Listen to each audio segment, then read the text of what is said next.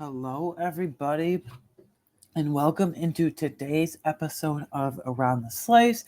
We are part of the Around the Slice podcast network, home to the Around the Slice fantasy football show, and of course, Around the Slice. So, anyway, on today's podcast episode of Around the Slice, I am going to be delivering and giving to you my pre-training camp Buffalo Bills 53-man roster projection. We are going to go all the way from quarterback to safety, and I'll throw in the specialists there. I'll give you what players I have making the roster, what players I really consider that are really on the roster bubble, and then what players I have cut and everything in between. Like, can we get these players back in the practice squad? Are they at risk of getting poached? Everything like that. So without further ado, let's just jump right into it. QB is pretty straightforward. The Bills have never they've carried 3 QBs in training camp and over the duration of preseason just to get through preseason, but I don't actually think they've ever carried in the McDermott Bean era and then as backups to Josh Allen in the QB room 3 quarterbacks, because when you have Josh Allen, you don't really need to. So the 2 quarterbacks I have here are Josh Allen and Mitchell Trubisky, and then my cut here is Shane Buechele, but it's not really a true cut because, as you'll see, some other players, he's going to be back in the practice squad. I think he's a perfectly fine and capable QB3. I think Josh Allen obviously has got to cut down the turnovers, so inherently, because of the pressure not having to feed Stephon Diggs the ball to force 140 to 160 plus targets to a guy in a single year. He'll spread it around more with all the weapons he's got this year.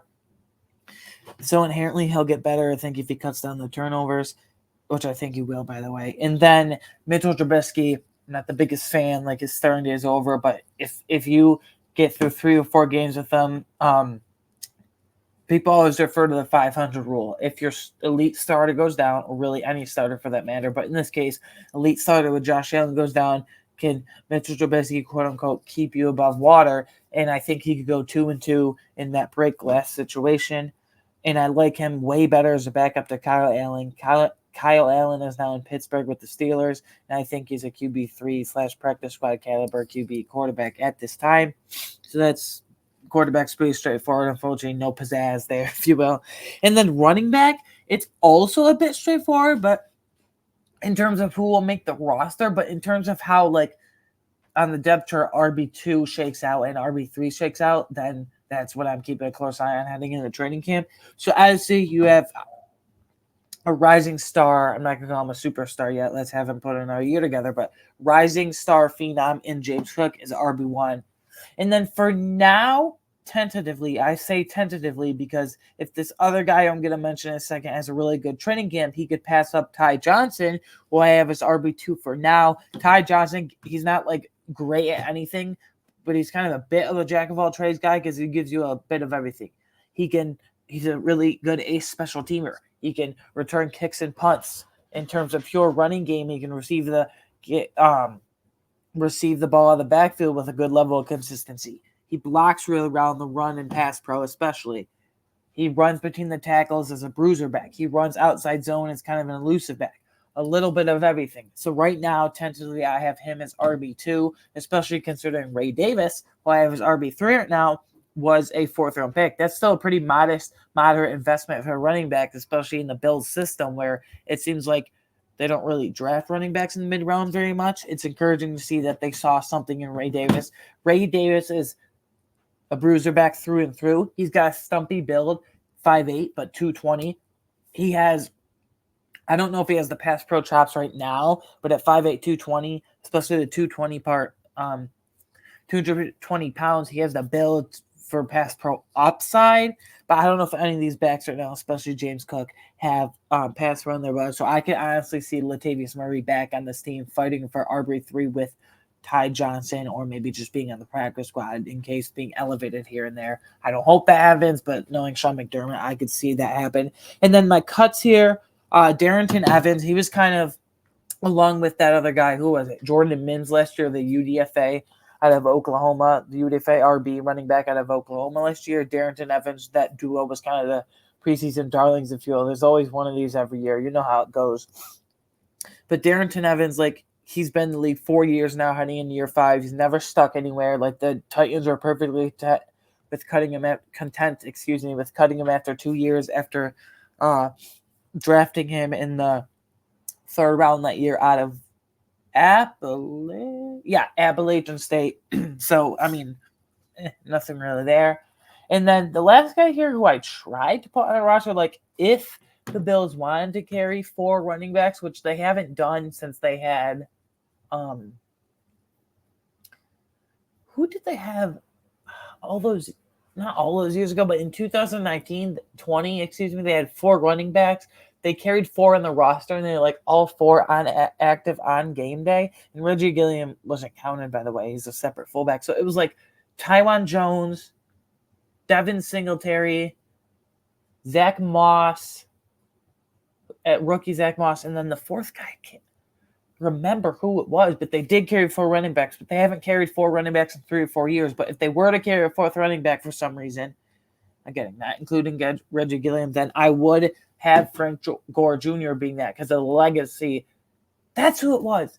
That's who the 4 running backs were in 2020 that year. It was Frank Gore, Tywan Jones, Devin Singletary, and rookie Zach Moss. None of them were really elite, except maybe Singletary was coming along. But besides the point, just reminiscing about the memories there. If they were to carry 4 running backs, back to my point, if they were to carry 4 running backs, like Frank Gore Jr. would be the 4th one. But this, like, he has a lot of concerns. Like, his tape is really good, but, like, he's not very good in pass pro, and, like, very poor size, like 5'8", 205. Like, he's literally 5'8", 200, even 190 pounds, I think he is actually. He's 5'8", 190 pounds, so 5'8", 190. So, of course, he's not going to pass protection, which we desperately need, apparently, or seemingly. I should say. But back to my point, Frank Gore, biggest concern, very, very poor athlete. I don't mean to be harsh to the kid, because he's a UDFA trying to make it out of Southern Missouri, in FCS school, but he's got a 0.6 RAS score, so raw athleticism score. A 1 is awful, and then a 10 is perfect. Like, for example, Spencer Brown, the Bills' seemingly franchise right tackle, if he has another year like that, but we'll just call him a seemingly franchise right tackle for now, has a perfect 10 RAS score. And Franco Jr. has a 0.6, a 0.6 RAS score. I've never really seen below a 1. Like, I'm never in my life tracking RAS for the last 4 or 5 years, getting in the weeds of the NFL Combine and that coming out of college for guys. I've literally never seen that. Like, that's just horrendous. So I think that's really going to knock him in because of his size and poor athleticism. But he's 1 injury away, right? I think you can get both of these guys back in your practice squad with ease. Darrington Evans, but especially Frank Gore Jr. So I think they might uncover a hidden gem there in Frank Gore Jr., but we'll see with time in maybe 2 or 3 years. Something like that. Then fullback, Reggie Gilliam, there's actually no one to cut. And wide receiver, there has been some level of a lot of, I don't want to say controversy, but after Dalton Kincaid, they're like, well, the Bills don't have a wide receiver 1. Well, there's over 300 to be exact, 305 vacated targets that are now gone between Stefon Diggs and Gabe Davis. Who's going to step up? I think there are 3 guys, the top 3 are that with 100% certainty are absolute locks. That being Khalil Shakir, Curtis Samuel, and Keon Coleman. 2nd round pick out of Florida State out of FSU. And then I do want to extend a lock, per se, to Mac Hollins. I know he had a really down year in Atlanta last year. We only caught like 20 or so passes for 200 or so yards and only like no touchdowns at all. But he's like 6'4", around 220 pounds. And I don't really care about that Atlanta year last year. Like, it was Desmond Ridder. Give me a break here. And so, whatever. But 2 years ago at the Raiders in 2022, he had like 800-something yards and like 4 or 5 touchdowns. But the reason I really, really am really excited for this, and people are kind of overlooking this, I feel like, is because his size, 6'4", 220, is going to lend itself, very, very favorably to a special teams role. Like, he is going to be an elite special teamer on this team. I mean, he played at UNC. I know this was years ago now, but he played in college at North Carolina in college, In 3 of the 4 years there, he was like a special teams captain, like considered one of the best special teamers in the entire country. And obviously the country's huge, 134 D1 FBS Division I teams, D1 FBS teams. So, like, that's amazing. And everywhere is gone, whether it's been Atlanta, Miami, Las Vegas with the Raiders, where the 3 or 4 stops he's been since he's been drafted. He has been a really immaculate special teamer. And we need that, right? Because I don't like Khalil Shakir, Curtis Samuel, Keon Coleman. Like, I'm not talking about, like, none of those guys are going to compete on special teams, going to really be a factor there. Like, I'm not talking about Curtis Samuel, like, kick and punt returner. He'll do that at an elite level, and they're running for that for sure. Maybe Keon Coleman too. But I'm talking about specifically covering kicks and punts. And for a team last year, like, that was, like, bottom 10 in, like, kick and punt coverage in special team unit last year by about every significant metric under special teams coordinator Matthew Smiley. We really need this infusion of, like, special teams acumen with Matt Collins. And you can throw him 2 or 3 deep balls here and there in game 2, and he'll for sure come down with them. He has for sure great hands. And then I wasn't the biggest fan of this signing. I'm going to be honest with you guys. Excuse me. I wasn't the biggest fan of this signing, I should say, rather, when this first happened. Like a couple weeks after the draft.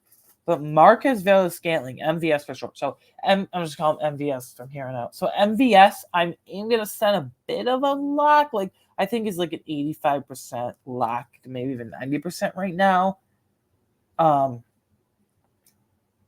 just, I see the path, and, like, people have really talked me into it. So he has big drop issues in the regular season, but he had a touchdown against the Bills in the playoffs, and then another one in the Super Bowl. So when postseason comes, he's apparently sure-handed. And then wide receiver 6. Now, originally I had 7 wide receivers making it, but I had to cut off 4 or 5 players. So unfortunately, only 6. 5 is too little. 7 is a bit too much. So I got sweet spot, if you will, with 6 making the Bills. It's down to 4 guys, in my opinion: Tyrell Shavers, Chase Claypool, KJ Hamler, Andy Isabella, and Justin Shorter. If you want to include him as a 5th in the running. I really don't, because he was a disaster on special teams last year. He was a disaster in the preseason last year. I don't want to be harsh, but, like, and he basically, like, redshirted all year. What that means is, like, he was just on IR all year. The Bills opened his practice window in December, but they never officially activated him. So I don't really see him in the running here. But let's break this down. The bottom of the depth chart here: Andy Isabella and KJ Hamler, as speedy as it gets. KJ Hamler, I feel bad for, because he came in the league. He looked pretty decent as a rookie for the Broncos all those years back in 2020. I say all those years back, it was only 4 years ago, but feels like a while ago. In 2020, he's going into year 5. Like, this is all in succession. He had a torn ACL, then he had a pretty nasty shoulder injury, and then he had like a heart palpitation, like heart disease thing. I don't want to, like, get into specifics, because I don't want to speak to that, because I don't really know. But it was just like a heart disease thing. So, but he's back. He's looking to make the roster. And then Andy Isabella was elevated for 2 games, if I remember correctly. Yeah, he was. He was elevated for 2 games last year on the practice squad. And Deontay Hardy was a healthy scratch for that 1 game, because they wanted to change a pace guy like Andy Isabella to give him a screen pass, give him a jet sweep and end around. He only had 1 target, and it was a drop. Like, 1 target, 0 catches. He didn't really do anything. And it's not like teams were clamoring for him anyway. Like, he signed in mid-July last year, literally right before training camp, right behind It's basically the same time as Ty Johnson signed at running back, but at RB, excuse me. But Ty Johnson actually capitalized on the opportunity, and Isabella never really fit in. And then Chase Claypool here, it really came down to Chase Claypool and Tyrell Shavers. I'm not going to reveal who I did yet, because I want to go through these guys quickly. Chase Claypool, his rookie year in 2020, he was getting rushes and carries with the Steelers, end arounds. He had like about 850 yards and 9 touchdowns. And then the next year was pretty good with Ben Roethlisberger as well. But the next couple of years, it never panned out. And then he went to the Bears, never panned out. An attitude issue. They told him to stay home. They told him not to travel with them. And then he went to the Dolphins, and they were like using him as the tight end wide receiver hybrid. And he ran the wrong route against the Bills. Funny enough, now he's on the Bills in Week 18. So Taylor Rapp broke on the broken route by Chase Claypool. Funny enough, now he's here. Intercepted that, swing the division our way and win it. But point being, Chase Claypool is trying to reclaim his career. He's kind of like a quote-unquote reclamation project in every sense of the phrase. And then Tyrell Shavers, I have him making the roster as wide receiver 6. It was really down to me between Tyrell Shavers and Chase Claypool. The reason I give the nod between Tyrell Shavers because he's also going to be one of these elite special teamers, a special teams ace on this team for one, and hopefully one this year at least, at the very least, minimum, and hopefully years to come after this. I'm giving it to Tyrell Shavers because we need special teamers, like I just mentioned with Matt Collins. But Brandon Beane, I don't take this lightly. Brandon Beane mentioned Tyrell Shavers on 2 or 3 different occasions by name. He didn't just say that wide receiver out of San Diego State. He said Tyrell Shavers. And like Tyrell Shavers, by all accounts, has stayed in Buffalo this offseason to work on his craft, work on his hands, work on his special teams ability. He went to 3 different schools. He went to He went to Alabama. He went to South Alabama, then Alabama, then San Diego State, and UDFA at San Diego State. But for Brandon Beane, for your team's GM, for a GM to mention you by name as UDFA going into year 2, that's really encouraging. I give as wide receiver 6 the nod to Tyrell Shavers here over Chase Claypool because I know Chase Claypool is working on special teams in the training camp, mandatory mini camp this year, but I mean I don't really trust it. So there's the wide receiver room. I know that's I don't want to even call it contention, but I guess you could call it point of contention recently ever since the draft. And really ever since Stephon Diggs was traded away in the first week of April, 3 months ago now. And then tight end, this is really, really, the top 2, obviously, like straightforward. Dalton Kincaid and Dawson Knox.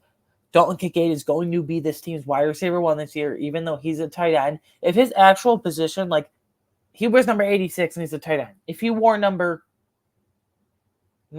11 and was a wide receiver, he would absolutely be considered an elite wide receiver already after this year. But he's a tight end, but that's fine. Like Chiefs wide receiver 1 is Travis Kelce. Looking fine to me. And even though the Lions have Amon-Ra St. Brown, Sam Laporta looks awesome to me. And Cardinals, Trey McBride looking to be awesome to me. And Ravens, for the longest time, have funneled their offense and still will. Like, I don't really trust Rashad Bateman, Tez Walker, whatever Zay Flowers are really like, but they're going to funnel their offense through the ground game and Mark Andrews. Like, that's 3 or 4 teams right there I just mentioned that have a tight end as their wide receiver 1. Like, Dalton Kincaid's going to be their wide receiver 1, the Bills specifically this year, because, yeah, you can have questions after that about who will be wide receiver 2, 3, 4, 5, 6, etc., especially at the top of that depth chart, but I don't really see it changing here. And then Dawson Knox is tight end 2. Unfortunately, as much as I don't like it, it sounds like they're going to go heavy 12 personnel again with starting 2 tight ends at once because Dawson Knox will see off the edges at run blocking. I mean, Dalton Kincaid tries, but he's a very below average run blocker right now. He's not the biggest tight end. He is kind of considered an undersized tight end. So, yeah, Dawson Knox is perfectly fine in that. I wouldn't say he's a great blocker, but I say he's a slightly above average blocker. He gets the job done in that department. So that's why they'll start 2 tight ends, even though as much as I don't like it, like I've said in this podcast before. And then tight end 3, some people are saying it's going to be a competition between Quentin Morris and Zach Davidson and Trey McKitty even. I think you have 2 great practice squad caliber players in Trey McKitty, who I'm really excited to get back in the practice squad, and Zach Davidson. But I don't see tight end 3 being anyone other than Quentin Morris. And people are saying, well, what if they want to keep a 7th receiver like Chase Claypool, Tyrell Shavers, Andy Isabella, KJ Hamler, even Justin Shorter if he somehow has a really, really elite, excellent preseason? What's more valuable, 7th wide receiver or a 3rd tight end that's going to catch like 10 to 15 passes a year, if that, in 1 touchdown? Well, to that point, I counter that with they're going to need Quentin Morris with how much they're going to run the 12 personnel, the 2 tight end stuff. If one of those players, heaven forbid, gets injured, like Dalton Kincaid or Dawson Knox, you're probably still going to want to run that philosophy. And you're going to need Quentin Morris for that, for some injury insurance. I think Quentin Morris, honestly, could be some teams in the league, like some teams tight end 2 around the league. Like, I think he's that good. He just happens to be their tight end 3, so you can call that luxury if you want. So tight end is really straightforward, in my opinion. And then offensive line, I'll go for your 5 starters from left to right, and then the 4 or 5 backups I would make it. So from left to right, obviously Deion Dawkins, your starting left tackle, absolute stud. David Edwards, your starting left guard. Starting center Connor McGovern. I'm kind of skeptical how that interior and shuffling of that interior offensive line will look. And then your starting right guard, who looks to be a franchise cornerstone for 5 to 10 years plus of Cyrus Torrance, then right tackle Spencer Brown. And here's where it gets interesting. The sixth guy off the bench here will be center Cedric Van Granger. Guys, I love this pick. I have said ever since the draft ended, especially my immediate draft recap, that he was my absolute favorite pick of the draft. More than Daquan Hardy, who I loved as well, and more than Keon Coleman, who I loved as well. This is my absolute favorite, though. Not by much over Keon Coleman and Daquan Hardy, whatever he goes by at this point. Cedric Van Granger, 3 years full starter, 3-year starter at Georgia. That's a ton of SEC football. Like, you're going against those Alabama defenders with Will Anderson, Dallas Turner. Like, that's unreal. And you're going against LSU with Harold Perkins flying off the edge there, who looks to be a top 10 to 15 pick in the 2025 draft and next year's draft, the upcoming draft. So my point is that's a lot of years of SEC football. And along the way, oh, by the way, no big deal, 2 national championships. So I'm not saying Cedric Van Granger, I'm not predicting him to be your week 1 starter at center. But maybe if you don't like how David Alvarez is doing because he hasn't started really a significant amount of games in 2 years, I like him. But he's taken a real long break from starting full-time. So if that doesn't work out, you can move Connor McGovern back to left guard, David Edwards back to the bench, and then Cedric Van Granger is more than capable of holding his own as your starting center, in my opinion. And then 2 developmental practice squad guys. They spent year 1 on the practice squad, 2 UDFAs. They spent year 1 on the practice squad, and then year 2 last year they were on the roster and direct backups. I have guard Alec Anderson. He can play tackle on the pinch. He's got that versatility, McDermott and Bean, mainly McDermott. And Aaron Cromer love to mix and match with their flexibility and cross-training those guys. And then Ryan Vandermark, same thing with that about Alec Anderson. And then the 9th guy here is Lael Collins. I heard by all accounts he was struggling in mandatory minicamp and OTAs this spring. We'll see how he is in actual training camp next Wednesday, July 24th, that is. So that will be a storyline to watch. I do think he makes the roster here, though, because of the lack of proven tackle depth, proven veteran tackle depth at this point. And then so that's my 9th guy, Lael Collins. And then if there were to be a 10th guy, it would absolutely be Richard Garage. It would absolutely be Richard Garage there if he were to make a 10th guy. They're cross-training him as well. He was a teammate with Osiris Torrance at Torrance's 1 year at Florida a couple years ago. So it's really impressive. I do like Richard Garage. I had to cut him off, though, unfortunately. So the cuts here on offensive line are Richard Garage, Tylen Grable, who is a late day 3 pick, but he was a quarterback in high school. Then he came to UCF as a tight end. Then he switched to offensive tackle. I think it's going to take him 1 or 2 years, maybe even 2 or 3 at least, to really acclimate in depth to NFL. Same with Travis Clayton. The guy's 6'7", 350 pounds, but he's from the International Pathway Program. The Bills have brought that in before with that RB Christian Wade. Guys have made it through there before, but there's not many breakthroughs to show for the rugby player Travis Clayton. And then Will Clapp, who looked to make the roster until Cedric Van Granger was drafted at center. And then Keaton Bills, just kind of cool name. And then Gunnar Britton cut. And then Kevin Jarvis and Mike Edwards, not the safety, the offensive line. Mike Edwards, UDFA is cut. Next, defensive tackle. Obviously, you have, in my opinion, all 4 of these guys are locks. Ed Oliver, Daquan Jones, Austin Johnson, and Dwayne Carter. At 3 tech, you have Ed Oliver, absolute beast, and then direct back up to him, Dwayne Carter. At 1 tech, as an elite 1-star and a surprisingly great pass rusher with Daquan Jones, and the direct back up to him is Austin Johnson. The thing I really like about this group is they're all well-rounded. There's a good mix of veterans and youth in there. You have your veterans with Daquan Jones and Austin Johnson. Then you have your youth with Ed Oliver and Dwayne Carter, 3rd-year round pick out of Duke, who I absolutely love now. I wasn't the biggest fan of it after the draft, right immediately after the draft, but I love it now. So yeah, I'm really good mix of young players and veterans. Now the conversation here is if you keep a fifth defensive tackle or not, and that fifth defensive tackle would be Deshaun Williams. I really wanted to keep him on here as like kind of a cool experiment because by all accounts, he was in Carolina last year with the Panthers, and on multiple different Bills podcasts I've listened to, some Panthers people I've listened to and checked in with, they've said like Deshaun Williams has just played like the Panthers basically just hands down played him out of position last year on that that defensive line. So they really kind of played him at nose tackle, and one tech is kind of expected him to be an elite run stuffer, and he's not that. Like by all accounts, he's a three tech through and through, like a penetration style guy who can line up in the edge occasionally. But I cut him. I know there's some upside still because the Panthers played him out of position last year, but like I don't know. There's no room for a fifth defensive tackle, unfortunately. And then Elianku, perfect practice squad candidate. Like he's literally the poster boy for Bills practice squad. Like he has been for the last 3 or 4 years on the Bills practice squad. Like let's not get it twisted here. That's what he is. And then Gable Steveson, who I like the idea, like Sean McDermott, like 2-time state champion wrestler in high school. So, and Gable Steveson was a WWE wrestler for some time, pro Olympic wrestler for some time. So this guy's an absolute like athlete, but he kind of has a good compact frame, but he's severely undersized for a defensive tackle. Like he's only 6'1". Yeah, he's only 6'1", which fine, whatever. He's only 6'1", but 265 pounds. Like that's like Greg Rousseau size, but tall. Like Greg Rousseau's tall, like 6'1", 265. He's gonna have to gain at least like 20 to 25 more pounds if he wants to hold up in the NFL. So I like the idea. I think you can kind of treat this as like a same boat as a Travis Clayton.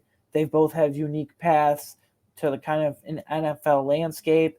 Unique paths to NFL, Travis Clayton, the International Pathway Program, and Gable Steveson switching, basically kind of for all intents and purposes, switching sports. And then Branson Dean, UDFA, whatever. And then next, defensive end. I'm going to be honest. I said this in my episode. I said this in my last episode of Around the Slice in this podcast where I was comparing the defenses from the AFC East and all 4 teams and rating them all. Defensive end is a sneaky, concerning position of concern and position of need for me. Like for the Bills, like go sign Emmanuel Ogbah, Carl Lawson, Yannick Ngakoue. Like one of those guys, I'll feel much, much better. Because Greg Rousseau, like these guys all have questions. First, you have a question with Greg Rousseau. He's never had more than 6 sacks in a season. Is you're really going to be stepping up to be a sack artist, if you will? He's an elite run stopper off the edge, and he steps the edge really well, but he kind of whiffs on some sacks. But I think that can be attributed to he always starts off really hot, especially last season. He started off really hot, scorching hot, if you will.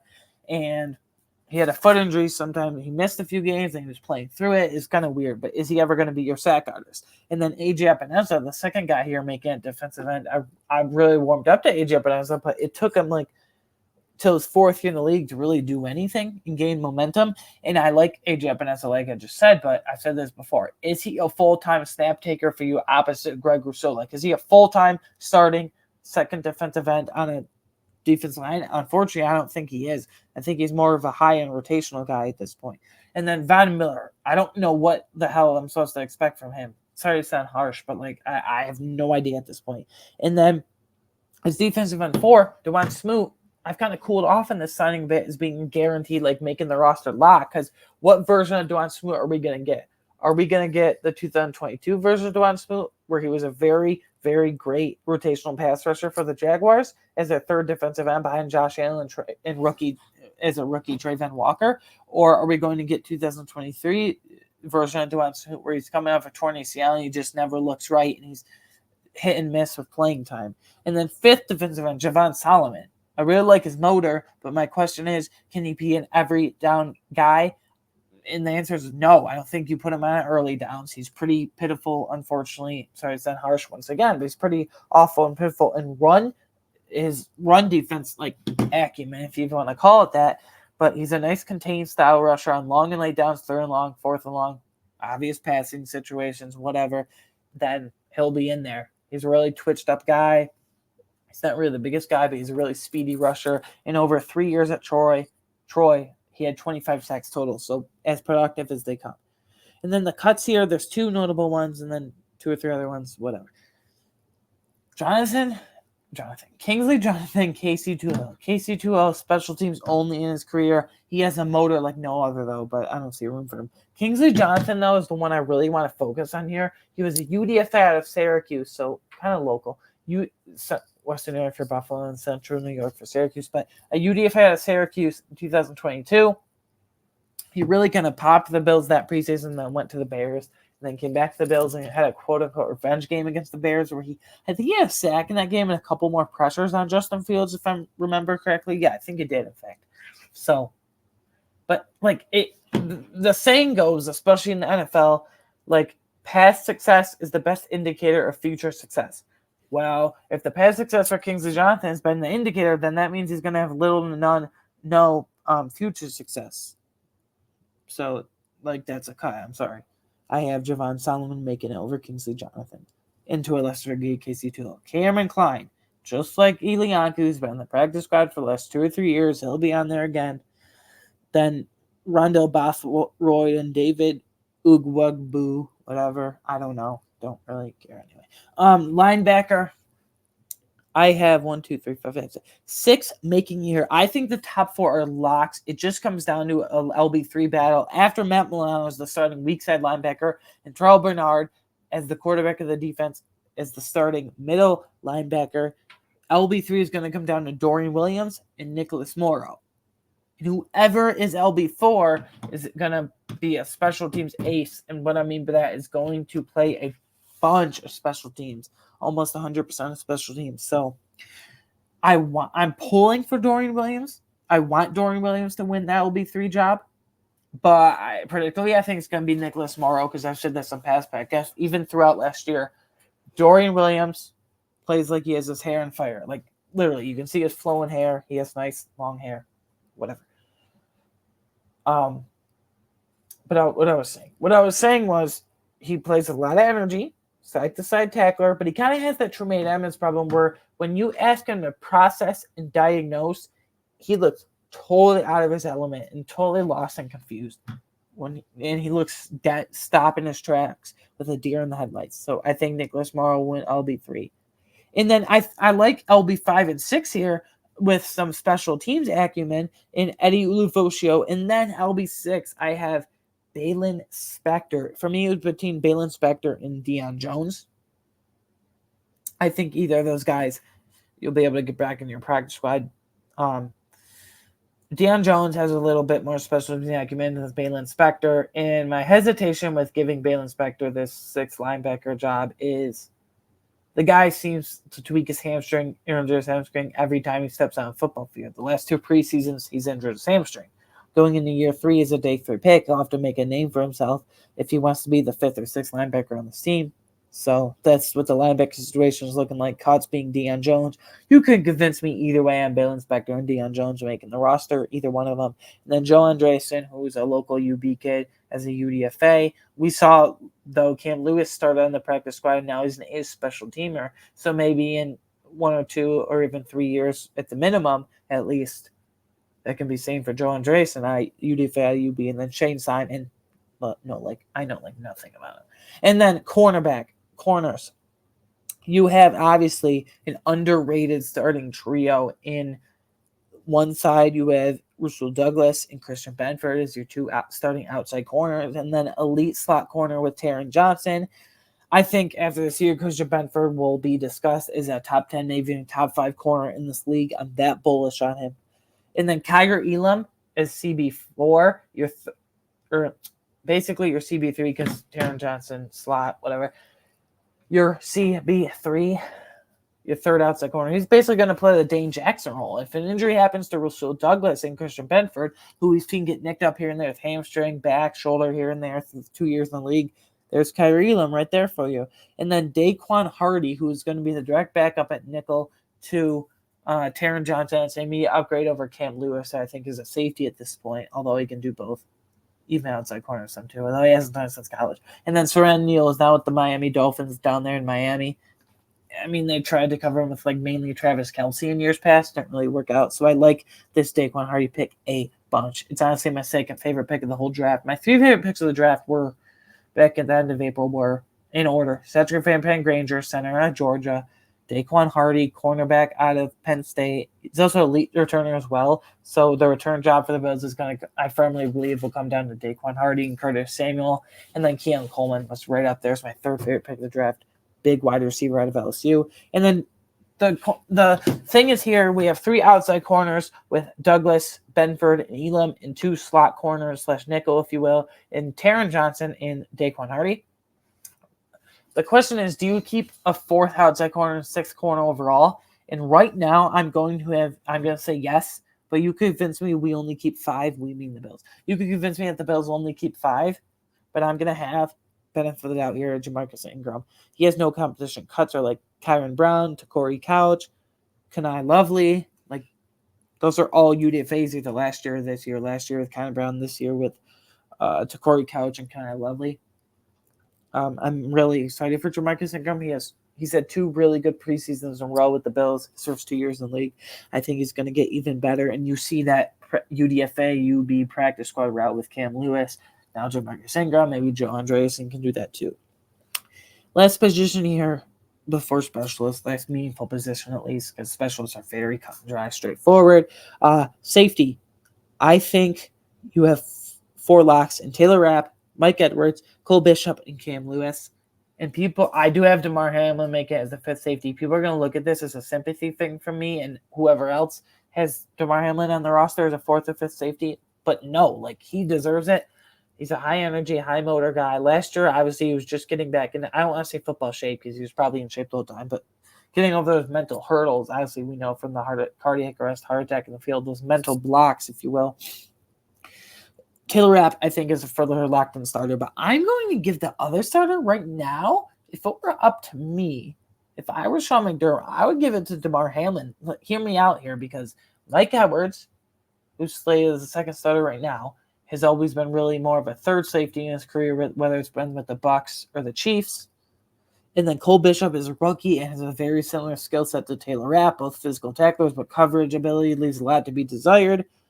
And then Cam Lewis is an ace special teamer. He's really been nothing more than that in his career. Maybe a few defensive snaps a game, 5 to 10 here and there. So I'm going to give it to DeMar Hamlin right now. So those are my 5 safeties: Taylor Rapp, Mike Edwards, Cole Bishop, Cam Lewis, and DeMar Hamlin. I think your 2 starters are Taylor Rapp and DeMar Hamlin. That might be bold. And then your cuts are D. Delaney, who has corner safety versatility, and Kendall Williamson, who I know nothing about. Sorry. Kicker, Tyler Bass. I'm kind of surprised they didn't bring in at least a little competition to light a fire under him, because he had a pretty down year last year. Special teams as a whole last year, whether it be kick returning, punt returning, field goals, extra points, kick coverage, punt coverage, under Matthew Smiley's leadership and tutelage, if you will, was pretty bad. And then punter, I'm going to actually give it to Jack Browning here, the UDFA out of San Diego State. He has the highest, punting mark in San Diego State history, and that's saying something, because the punt god Matt Ariza went there too. And then cuts Sam Martin. Sam Martin to me is a replacement level. He had a really difficult October and November, and then I think in December last year he won AFC Special Teams Player of the Month. But that's whatever. His October, November was pretty abysmal. His net yards per punt was awful. Sorry to put it that way. So I'm going to give it to Jack Browning and cut Sam Martin. And then long snapper Reed Ferguson. Nothing to discuss there. Anyways, guys, drop down if you're on YouTube in the comments below. Who would you put on? Who would you put off that I had? Is there any kind of controversy you want to talk about? Let's have some nice football discourse down there. You can, of course, listen to this podcast on watch or listen, I should say, rather, YouTube, Apple, Spotify, or wherever you get your favorite podcasts. You can follow me personally on Twitter at AWineconnect13. You can follow the show on Twitter at Around Slice. And lastly, you can support me on Patreon if you like my content here and what this podcast is doing, and continue to help us grow. For just $3 a month, you get extra exclusive bonus content not found anywhere else. Again, for just $3 a month, you can sub to that, follow that, I should say. That is patreon.com/aroundtheslice.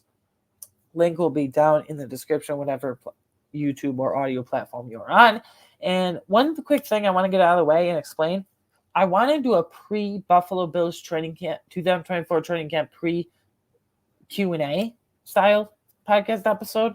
So, obviously, Bills training camp is Wednesday, July 24th, and right now it is Monday, July 15th. At the time of this recording, might be after that by the time you listen to this, but at the time of this recording, it's Monday, July 15th.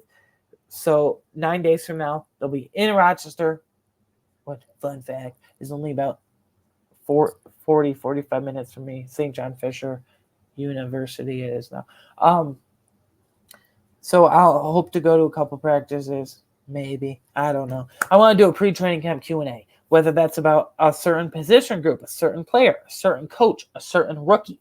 If you have a lot of questions about, like I talked about in this episode, like Aiden, how will the wide receivers pan out after Dalton Kincaid? Is there any dark horse cut candidates? Is there any dark horse candidates to make the roster? Is there any chance to disappoint this year, to hold the team back? Anything Bills related, training camp, preseason, put it down in the comments below. If you're watching on YouTube, any comment, topic, question you might have related to the Buffalo Bills, training camp, season, player, coach, rookie, whatever, put it down in the comments below. And if you're not on YouTube, I highly encourage you to come over to YouTube from Apple or Spotify or whatever audio platform you're on and you prefer to get your favorite podcasts. Again, come on over and drop that in the comments below. I would love to do that about once a month, but we're going to start with this for now and see how it goes. So anyways, guys, this is a really fun episode. My last full 53-man roster projection I did was right after the draft, so the very end of April, the very last few days of April. So it's been about a few months since then, almost a few full months, 2.5, 3 months. So yeah, I'm really excited to get this going. Our last roster projection will be in between the third preseason game and before week 1. So right after the third preseason game, we'll do it again. Maybe some things will change. Some dark horse candidates will arise. There's always training camp darlings and preseason darlings. Anyways, guys, I really appreciate you being here wherever you're watching and listening, and I will see you on the next one. Bye.